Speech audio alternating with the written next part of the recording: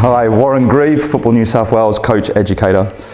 Moving on from the last part of the session where the ball was moving freely between and every single player needed to take a touch, we'll now have a specific focus on these two zones here. Marked out by the yellow markers in here, there's a 4v2 and a 4v2 with a goalkeeper at each end. Still, the specific aspect is first touch to be able to face forward, but now I'm in particular working with the red team to try and work the ball in a controlled manner, and these players can now actually act as defenders to try and stop the ball from transferring into the next zone. We'll still have the condition in this part of the session where every single player will need to touch the ball before transferring the ball through, and then likewise at the other end it'll be going exactly the same.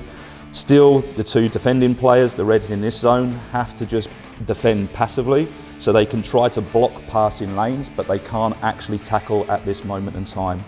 Once the ball has been transferred through now, once the ball has worked its way into the end zone, got it all the way through, and the players have touched the ball, and they successfully got it through the defenders, the last player who's able to face forward on their first touch can now take a strike and goal and try to score against the goalkeeper.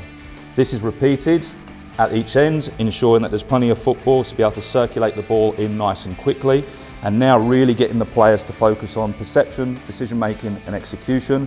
With lots of traffic, they're encouraged to get their heads up and play in the future. Think about looking to when they can take their first touch. They're already thinking about where they can move the ball to. Again, left, right, middle and far.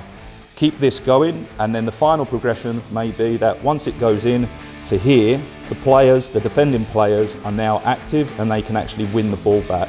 If they successfully win the ball back, they then have the opportunity to play into one of their teammates on the other end, and we keep the game going throughout. Keep the flow of the session, try to be minimal with your interventions, but when you go in, giving them guidance but not telling them where to stand, but more importantly, guiding them to think about where should they be when they're on the ball and also when they're off the ball.